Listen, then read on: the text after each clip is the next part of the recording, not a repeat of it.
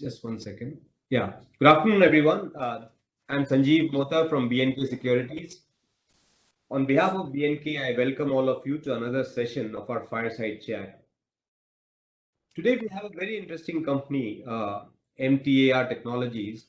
I guess it's one of its kind because it's in areas where not many companies, you can say, are probably not even one listed company, which is such interesting areas.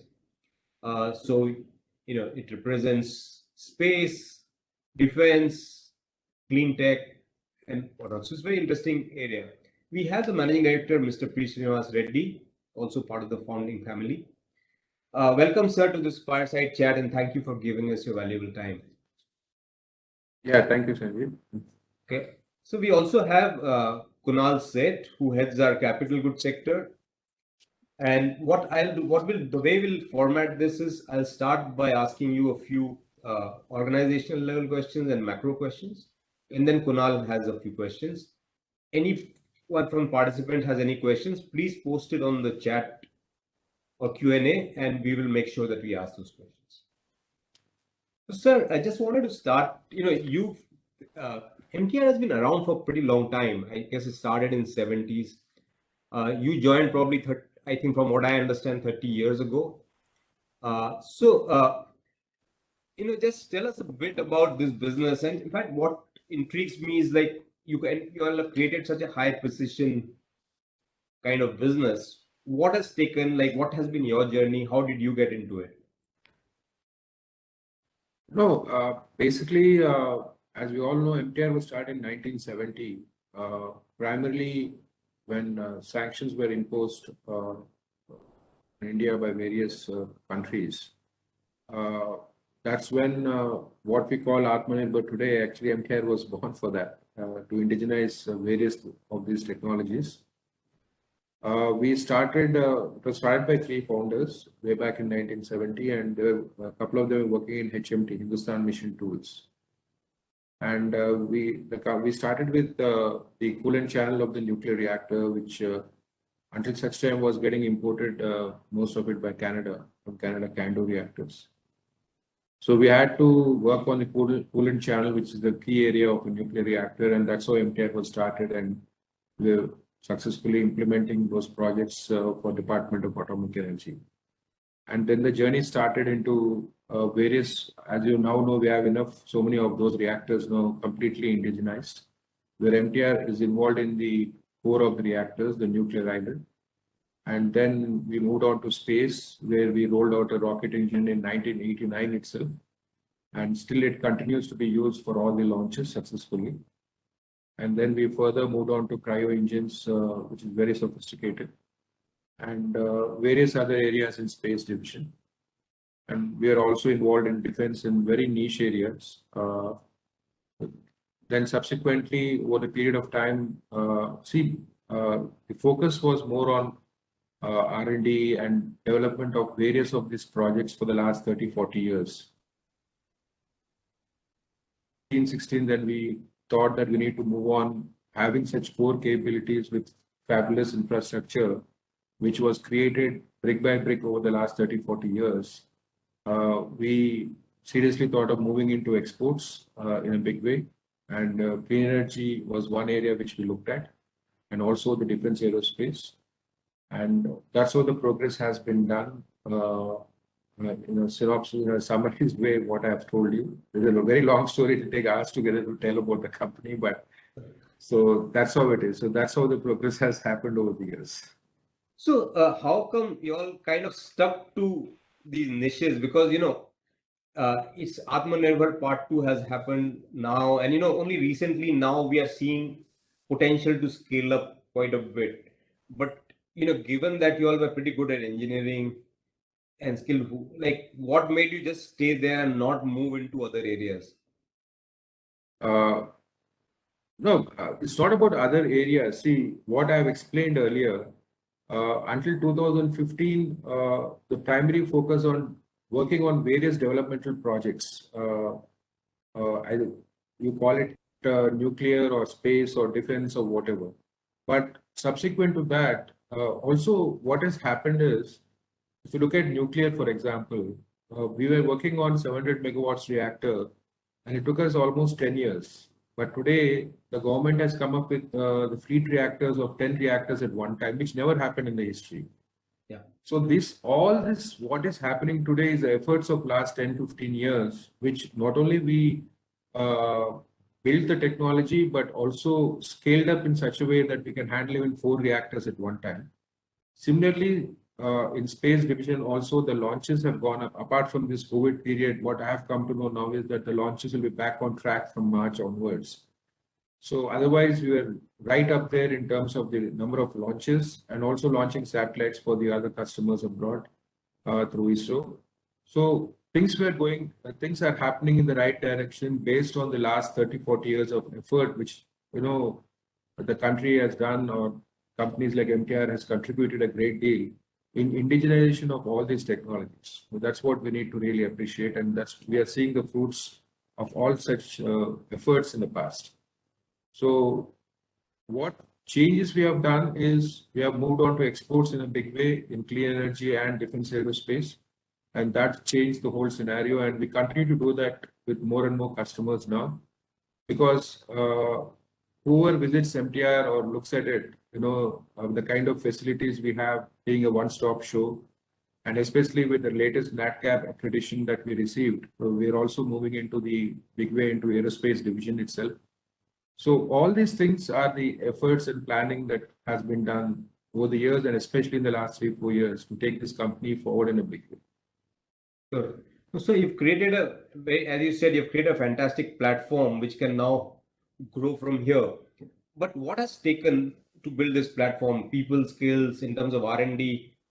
Maybe you can just talk. I know again this is a very vast subject, and but maybe if you can just briefly tell us about how you've kind of managed to create something like this. What went on? What ingredients went to create this platform?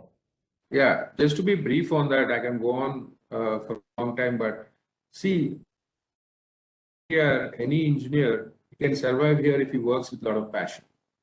Because we have challenging jobs every day, and done over the years is we have taken engineers. Every year we take graduate engineers into the company.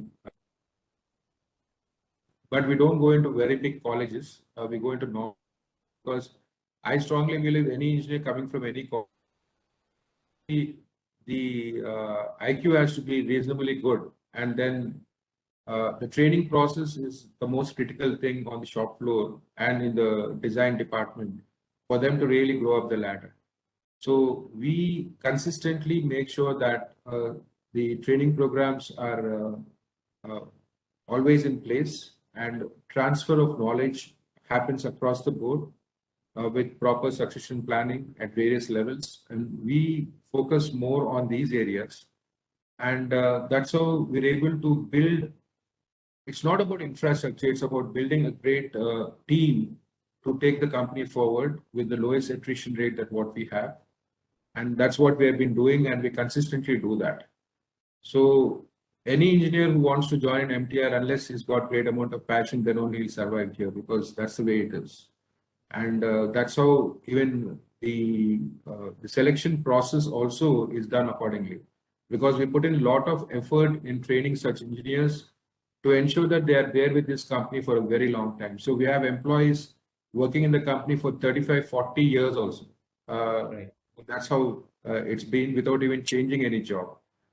So that's been, it automatically is inbuilt in the system, and that's how we have built a platform in terms of the people, what we have here, and also in terms of the infrastructure that has been developed over the years. Not only having the infrastructure, but we also manufacture our own machines, special purpose machines for some very complicated jobs, instead of importing them, reducing our costs. So we do a lot more of that value add, which does not really reflect in numbers, but will help in the long-term growth of the company. Sure. But is it the quality of work that keeps people motivated and low attrition rate? What's this? What's the secret? It's purely, see, you can ask any mechanical engineer or any electrical engineer, setting aside the software that people stick to companies. The kind of challenging jobs they have, the way they're involved in the entire process. So that's how it is always. So that makes people most motivated more than anything else. And the kind of training that we impart, very transparent way, without any kind of biased way of looking at things against any employee. So all these things make a big difference, where we are and how we are continuing with this set of people. Sure. I'll come back to business, but just one point. This company generates reasonable amount of cash flows, and you are in pretty interesting areas which can be growing. Why do the listing at this point of time, or especially why do listing now? Why not wait also, or why have you For that, valued? Sanjeev, there are a number of reasons for that. See, it's not that we had an investor who wanted to take an exit. Our initial investor, is still continuing in the company with a sizable investment in the company even today.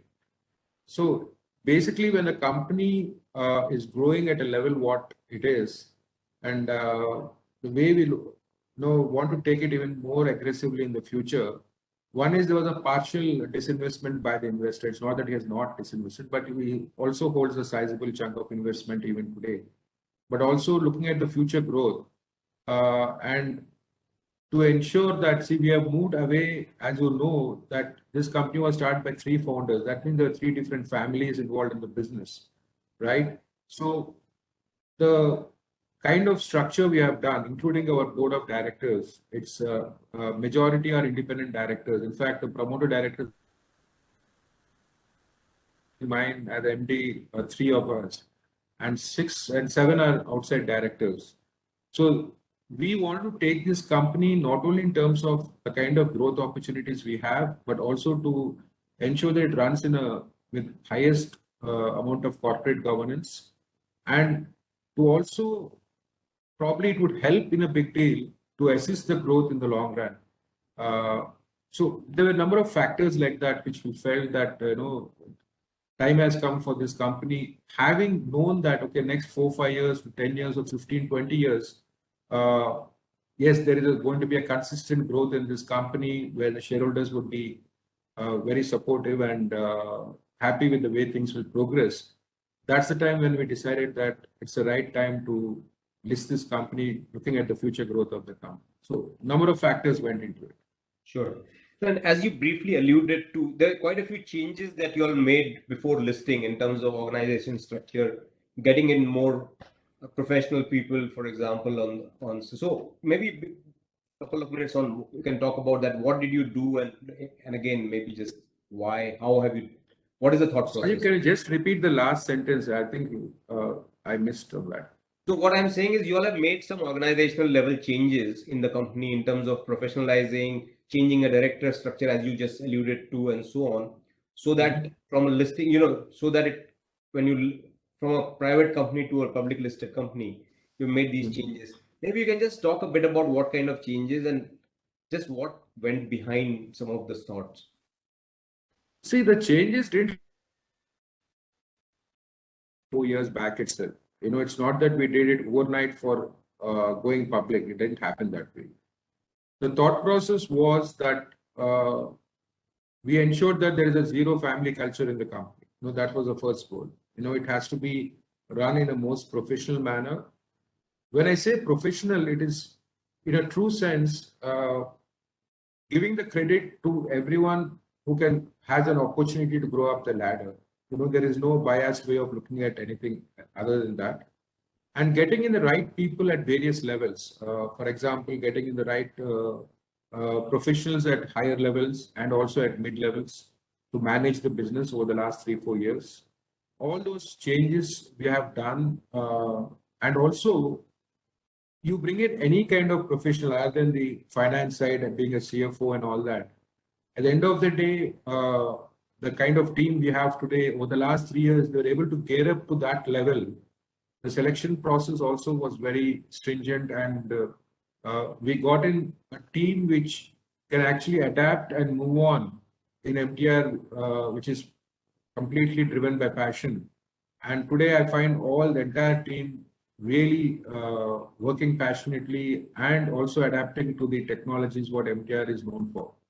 So we have done a lot of these changes at least 3 years from now before, and slowly we kept improving on it.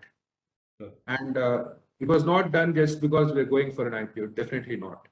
Sure. The idea is to such changes have happened starting from 3 years back, and today it's completely a different scenario, and that's how we move. Sure, great.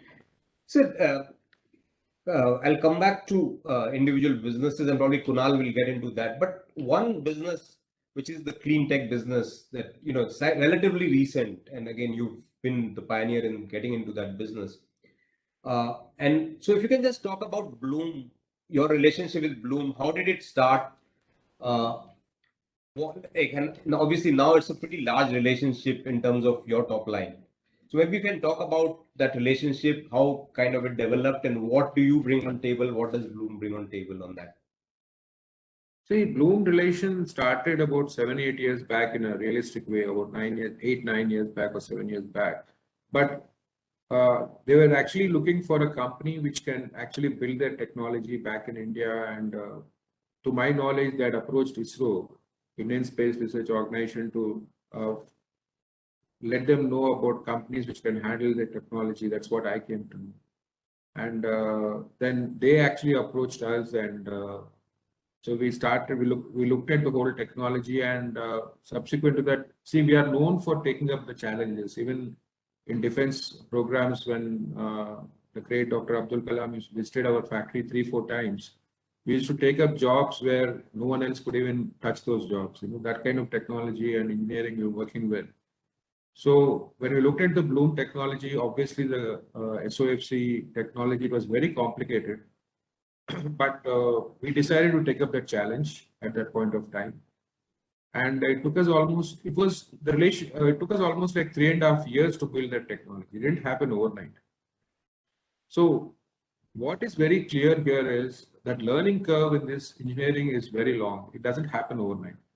So then once we did that, our relationship with Bloom evolved as more like a partner rather than a buyer and a seller relationship. We really help each other in terms of indigenization of various bought outs, because we believe seriously in innovation. The rest everything is a byproduct of that, whatever you can see. So today it's like a purely like partners. We work together, and that's how we build those units, ramped up in a big way, and that's how we really progress very well in that area. And while doing that, even every one of us are supposed to grind ourselves on the shop floor. There's no exception to anyone in the company, right? So to really take up the challenge, though even myself, I was there on the shop floor for 18 hours a day to make sure it happens, and we also ramp up to the right level. Now, even though we have a great team, but always it helps when a senior management person is always obviously there with them. So that's how we built it. And then subsequent to that, we added a lot more products like hydrogen units, electrolyzers. We have done the prototypes. We are working on advanced models now. So it's more like a partnership, and it has built very beautifully. I mean, it's a pure, what we love about that relationship is the technology team in Bloom and MTR, they work as one team, in building this product and developing it over years. And that's what it is. So that's the kind of background in which we work with Bloom. Sure. So here on Bloom, while as you say, it's a great relationship, and just trying to understand a couple of things. One, it has actually become a large relationship in terms of top line. And in that sense, it's also potentially a risk. Even today, Bloom is a loss-making company, right? And and this is a relatively new technology. So how are you looking to diversify, or are there any things that you can take to other companies now and have more clients in that space? See, basically, one most important thing is we have the core capabilities to handle any technology in the clean tech area, it's clean energy area. So that's not an issue at all.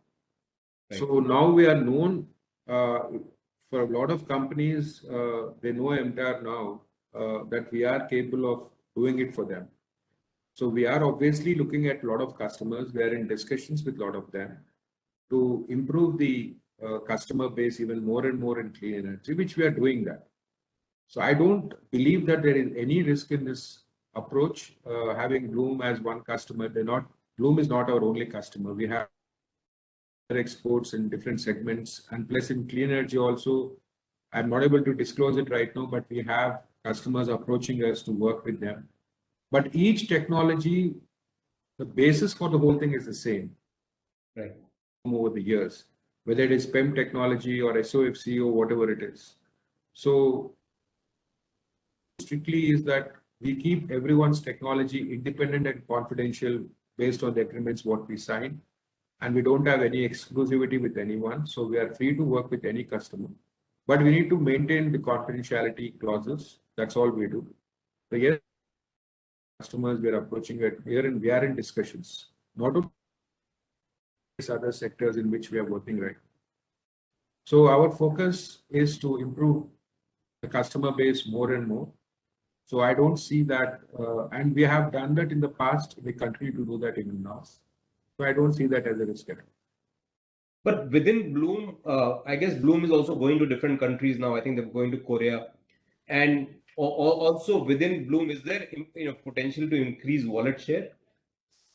That's exactly what we are doing right now. So apart from the units for products, what we have developed, the sheet metal, which the capability is going to start in November, December.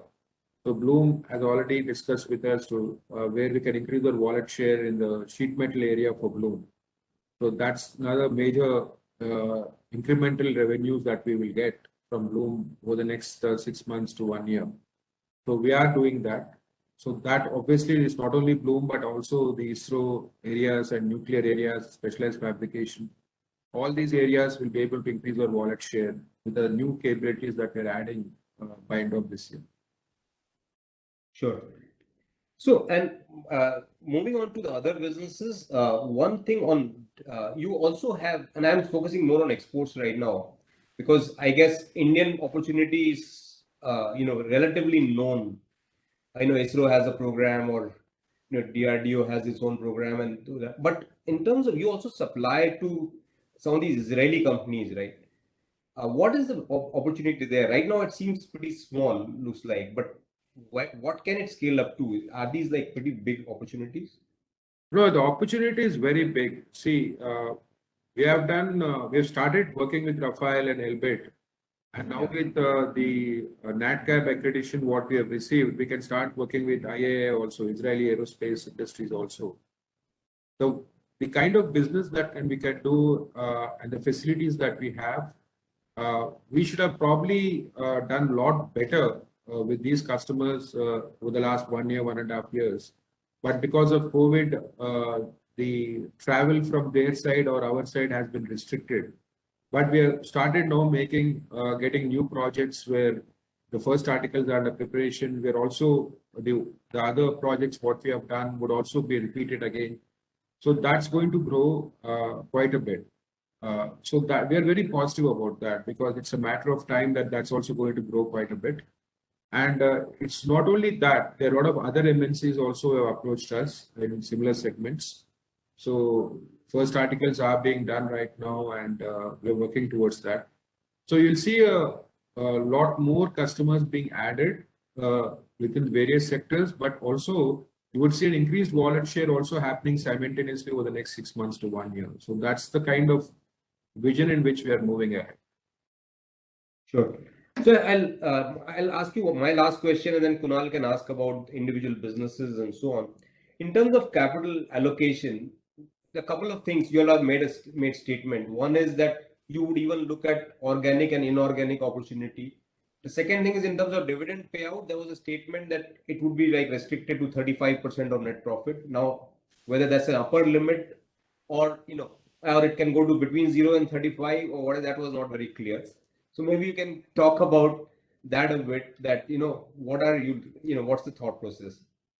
See, the answer to the first point is, see, today, fortunately, we are sitting on the kind of assets where the business can grow 2-3 times comfortably without much of a capex addition with the existing capabilities.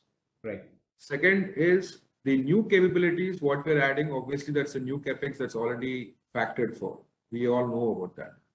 So that'll add a lot of revenues and business for us. So that way, the third thing is we also build our own machinery for special purpose projects, which I have said earlier. So a lot of innovative things that we do to cut down our capex costs also. Now, as far as your dividend is concerned, it's not going to be zero or anything like that. We said that the upper limit is 35%. At least should have some kind of dividend policy, which we did not have earlier. So what we thought is that let's have a base policy in place. See, obviously, any company, a growth company, would first look at how do we allocate the capital based on how it's going to support the growth, which is obviously good for the shareholders and to get more business into the company and more profits into the company. But at the same time, also service the shareholders in the form of a dividend every year. So we thought up to 35% would be reasonable. But whether we give more or less, it all depends on the decision taken by the board and the shareholders finally, recommendation given to the board and approved by the board. So there's no such cap as such, but we want to get some dividend policy in place to begin with, which we didn't have earlier. That's the main, nothing else. Sure. You just mentioned a point that, you can pretty much double your sales without doing any capex. Although I guess working capital is an area which last year went up. I don't know whether that can come down or we should assume that the working capital intensity will remain the same. See, working capital went up or continues to maintain at that level. See, we are in a COVID period right now, Sandeep. See, we had to do out of the box thinking in terms of supply chain, having enough inventories in place, not to have supply chain issues. So what we call it as, very close monitoring on the inventories, purchases went out of window because the logistics issues were humongous. So we had to plan ahead of time to sign the contracts to make sure that the company doesn't suffer because of the inputs to be given. And also the receivables also none of our receivables are bad. We receive the high-tech area, we receive the money. That's not an issue. So what used to take 35 days, now it is taking 50 to 55 days, but that's not really bothering us because we have enough cash flows in the company or reserves in the company. So obviously it's going to stabilize by end of this year. Obviously we can't live with COVID for the rest of our life. We already had enough of it. Probably 1 year, 8 months, probably another 6 months. I think we have had enough of COVID. So by end of March, I think things should be back to normal. And next year, I think we should be back to the normal NWC of 120 days or whatever is the norm, what we normally work with between 120 to 140 days. So that's right. That's the way we are looking at it. Right. And you talked about doubling of sales. How long do you think it will take you to double sales? 3 years or less? See, we have done last year 250 crores. See, I have always said this, I strongly believe that we need to promise less and deliver more. So I have said a growth of 20 to 25%. But if you look at the orders, what we are receiving, just a single order of 220 crores from Clean Energy to be executed in 1 year, then you can put your numbers together and see where we would be and how fast we would be. So I just don't want to say anything right now. And, I think all of you are experienced enough to calculate certain things to know where we will be, how soon we'll be in those numbers. Sure. Sure, sir. Thank you. Kunal, over to you. Sure. Thank you so much, sir. Sir, so continuing with the same question about 25%, 20-25% growth that you are talking about. So what is a typical execution cycle because we are expecting about 600 crores odd order to inflow this year itself, right, sir? No, I have said the order book would close at about 700 crores this year. That's what I have said earlier openly, and we are on track with that more or less, so that should not be an issue. And see the number of orders which will also come in first half of next year because of COVID, a lot of things got delayed with defense, nuclear or space. So keeping that in mind, I've said about 700, but we should get a lot of orders in the first half of next year as well. So normally what happens is in clean energy, obviously it is we have a schedule of dispatches every week, every month. That's how it works. The cycle time is much lower in terms of Bloom. In terms of nuclear, the orders are executed within a year. Some are 1.5 years, some are 2 years. Depends on the kind of project we are dealing with. And space also is much quicker depending on the free issue material when they supply to us and how we do it. So anything is basically some are frequent dispatches. It ranges from 1 year to 2 years in terms of space as well. That's how it works. And sir, generally, what is the cycle time? You mentioned about adding a lot of customers in various sub-segments, especially the clean energy. So what is the cycle time usually to add a new customer, right from initiation to actually when it starts contributing to the revenue? It all depends on the kind of technology we are working with, the kind of customer we are working with. Sometimes it is 2 months, sometimes it is 4 months to 6 months. I don't think it goes beyond that. Acha. And even if it's a totally new customer where you never had a relationship, because isn't there an approval process or a testing process, something like that? There is an approval process. See, if it all depends on the company, how it handles it, right? So if they're asking us to make the first articles, if we're able to make the first articles quickly, and then approvals are taken, and then we move on to the batch production and volume production. So that's how it works. So it depends on the kind of project we are dealing with, the kind of product we are dealing with. So having such good experience in these lines, for MTAR, it would take a lot lesser time to get qualified with all these customers. Okay. And sir, typically, when we are dealing with our customers in terms of space or nuclear energy, is there a liability that we have to handle in case something goes wrong in the product? How does that work, sir? There is no liability for us at all. So we give a performance guarantee for 1 year for our products. Other than that, we don't have any other liabilities in terms of any of these things. Absolutely not. And it is performance guarantee is only for 1 year. Yeah, it's for 1 year, yes. And sir, so MTAR, what would be, how critical are we to our customers in terms of what would be our share in their, overall scheme of things? And would we usually be the tier 1 supplier to most of these customers? Now, which customer are you talking about? The space and the nuclear clean energy. Obviously, you have only one customer, so obviously in that sense. Clean energy also we are working with Andrix already. We started dispatching our products to Andrix. We have already started doing that. We're working with some more customers also, which time will inform when it comes right at the right time. So as far as so your question was on nuclear and space, is it? So what exactly you want to know on nuclear and space? No, so I just wanted to understand, are we tier 1 suppliers to both of these sub-segments? And also, how critical are we in terms of our customers, in terms of, the products that we supply?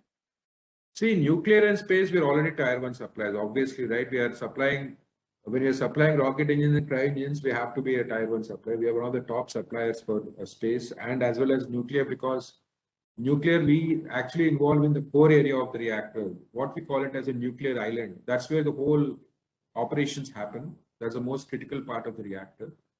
That's how we are. So we are basically on the tier 1 category with nuclear and space. And that's where we are. So that's how it is. And sir, you talked about, some of the new products, especially the roller screws and, the electromechanical actuators. So how big an opportunity, some of these new products are, and usually, how much does these new products contribute, to our revenue? See, we are actually see, this is what I have said earlier. Roller screws is a 100% import substitute. What the numbers are indicating is that there is a 80 to 90 crores of opportunity of market that we can actually replace the imports completely from various requirements, let it be private or government sectors, whether it is space or defense or whatever. So we have already manufactured the roller screws. Now it's under the qualification process with defense and space. So we are hoping that it gets commercialized by end of this year. The qualification should be done by Q3, and finally by end of Q4, everything should get commercialized. So that's going to be a 100% import substitute, which government is actually pushing for. Electromechanical actuators, the requirement for defense itself is about 400 to 500 crores over the next 4 years. So we are already started working on it. So by end of this year, we'll be able to complete the prototype and also commercialize it. So these are things which are going to come into play from next year onwards progressively.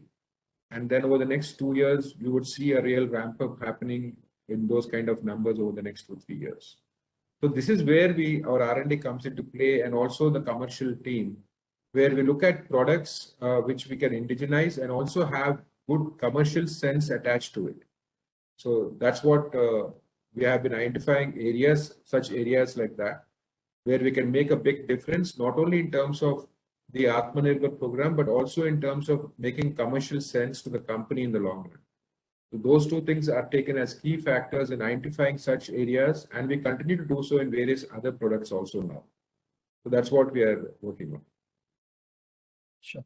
And sir, you also mentioned that as a part of our strategy to increase international presence, we are looking at basically defense offset partnership with certain global OEMs through our Aero Systems Private Limited subsidiary. So if you can talk more about the scope of that subsidiary, what is the opportunity there?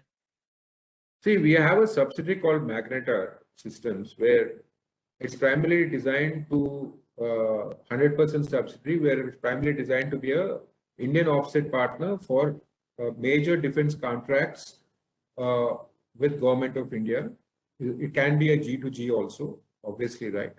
But the local company of that particular government or a country and India, they have to do 30% as an offset clause to be manufactured in India.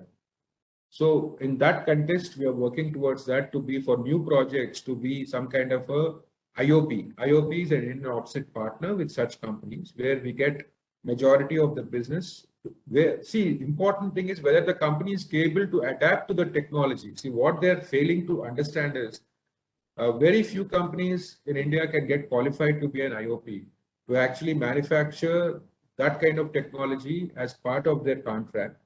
So we stand a very good chance in that. So we are working towards such. Even like, for example, Rafael, Elbit, all these companies we could become their IOP partners for the new projects.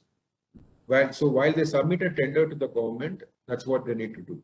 Now here, if they don't adhere to the 30%, the companies abroad actually give bank guarantees to Government of India that they will assure 30% as offset.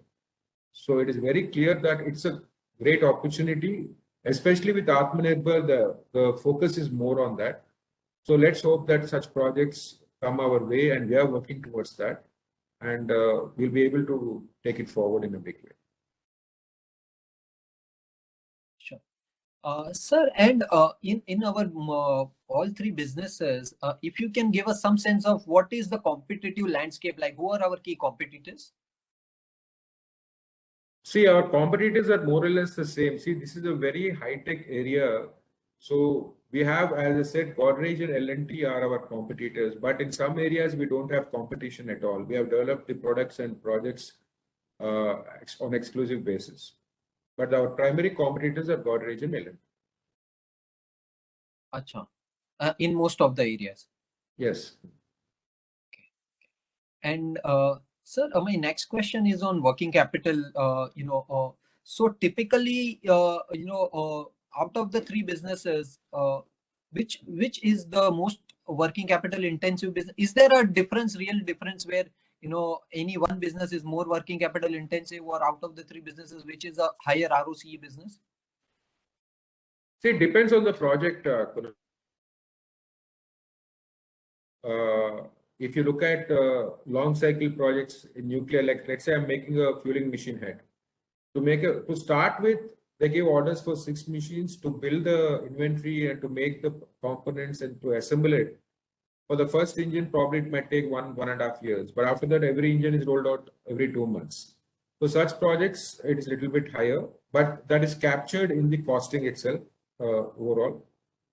And other than that, if you look at space, all the raw material is free issue for us. We don't invest anything in the raw material. The nuclear side, projects which are 2.5 years, there's little in a working capital intensive, but we plug that into the system costing.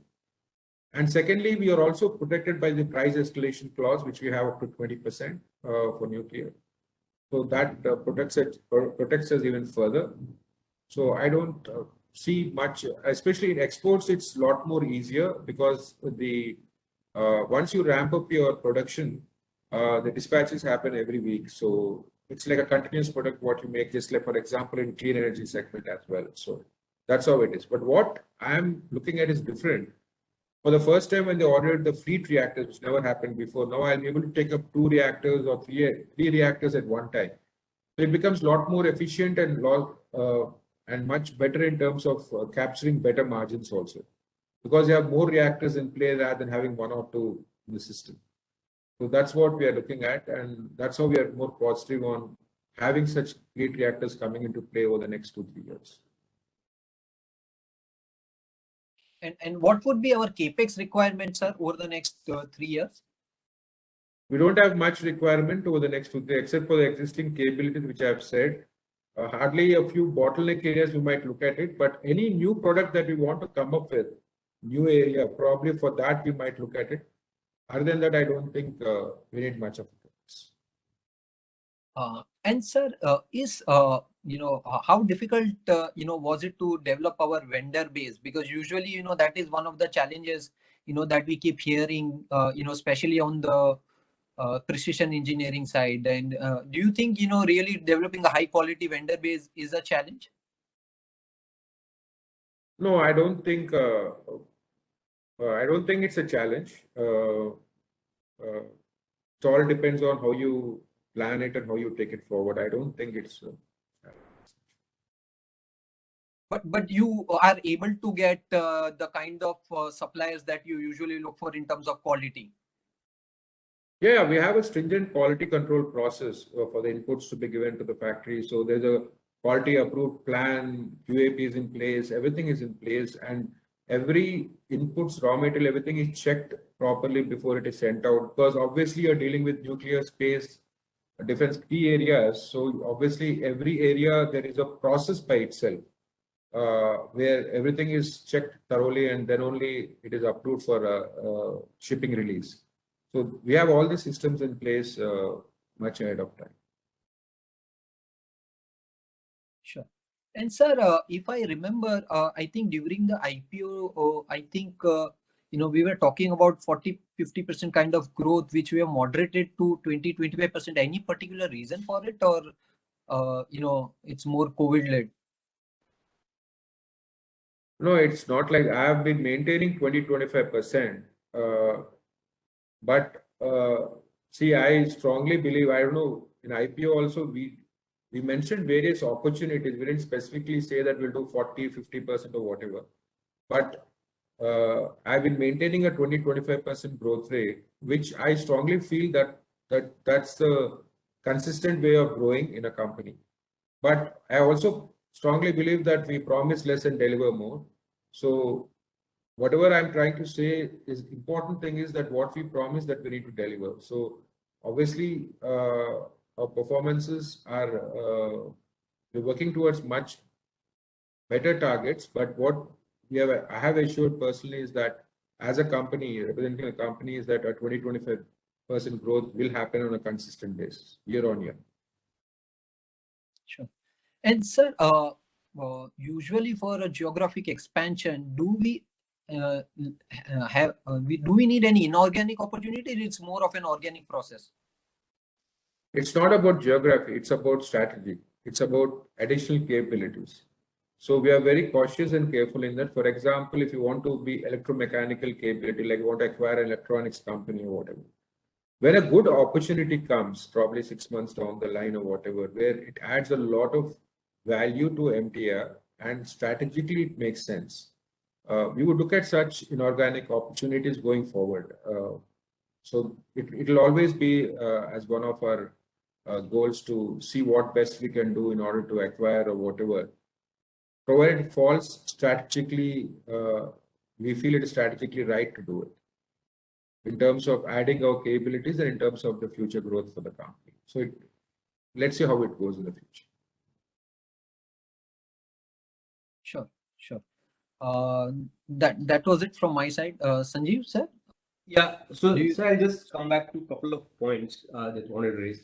So let if you look at, as you said, and again, I'm not tying you down to which year, but let's say when we double sales, whichever year that is, and you said capex requirement is not that much other than acquiring for new capabilities, which then has a different revenue stream of its own. But assuming this revenue stream, does it mean, see, your gross margins are very high. So does it mean that there's a huge amount of operating leverage still in play?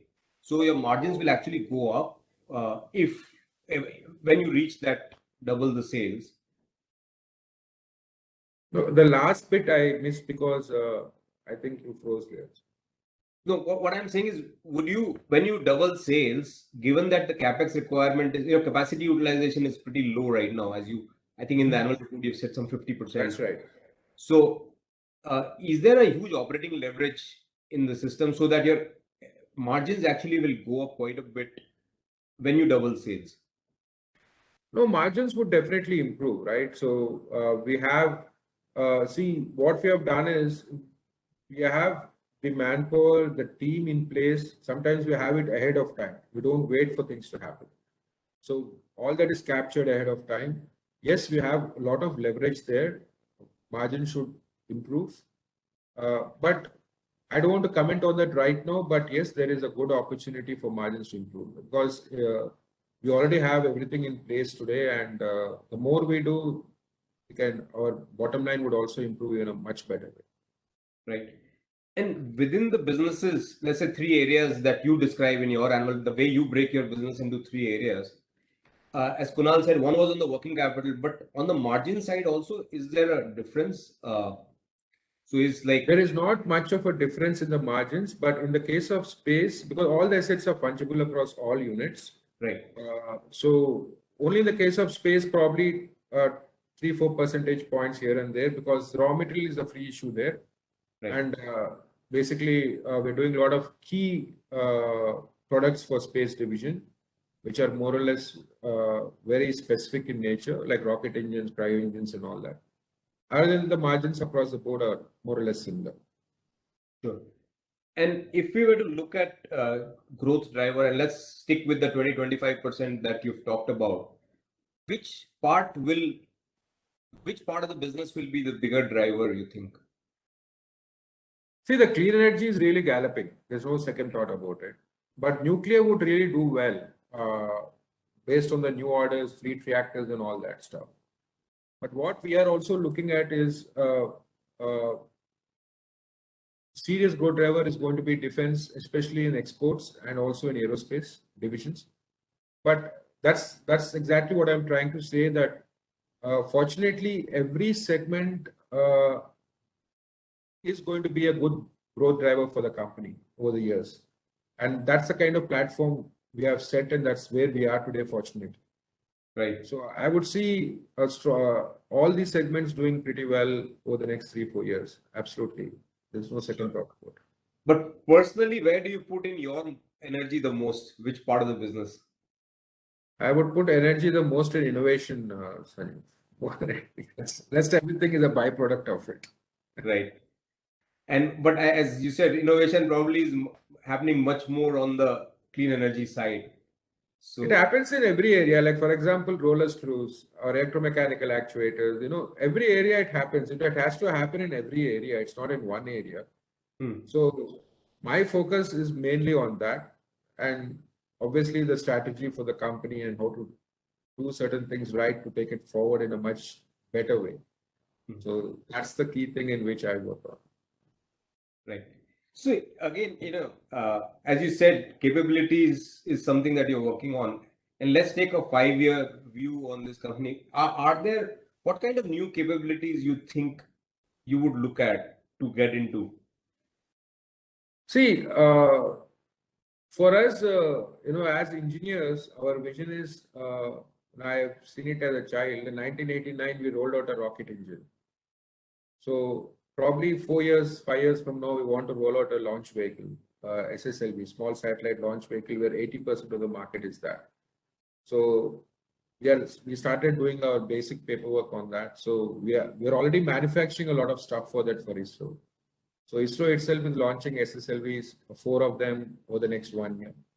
So obviously that's going to get privatized. So what is the focus is that 80% of the market being the SSLV market. So we would like to really look at that avenue big time is what my vision for the company is, which is going to be really a game changer in a big way. Right. And my goal is to do that for sure. And the team's goal is also to do that. So Right. it's about 3 to 4 years from now. That's what we're hoping for. Right. So last question from my side, which is more a macro kind of questions, which is that you've dealt with, public sector companies for the longest, and they are your largest clients. What kind of change have you seen in them in terms of their way of doing business with them over last so many years? Uh, I don't know what to comment on. I have not seen. See, the public sector, the organizations, what we are working like ISRO, NPCL, they are all highly reputed organizations where, Yeah. there are also great set of engineers working for such organizations. So it is not. So I see such similar passion going on in these organizations over the years, and it continues to happen so even till today. So, because otherwise you can't see India launching satellites, you can't see India setting up so many nuclear reactors indigenously and all that. The best part is we gel perfectly because they work with similar passion, and that's how everything has been created in India without any help from other countries. So, the change I have seen over recently is that they have become more, apart from passion, they're also becoming very aggressive in terms of taking their opportunities and progress to a next level right now in terms of space, in terms of number of launches, the new areas, what they want to look at, nuclear in terms of this kind of fleet reactors coming in never happened in the past. Yeah. So they're actually trying to also commercialize their efforts in a big way, both nuclear and space in a big way. And I've seen a great amount of change even in defense, where now we really want to participate in a big way in defense because Government of India has given a great opportunity to indigenize various of these key projects. That's where we really thrive on. So that's something which is very interesting for us today compared to the past. So today, government, you can see the Atmanirbhar, what it has changed is it's insisting the organizations to indigenize and not to import. And that's bringing MTR more into play right now. So they have the pressure now. They didn't have that in the past. So that's changing the whole. That's been some kind of a game changer for companies like MTR. Right. And do you think that the public sector companies look at private sector now in a far better way than they used to look?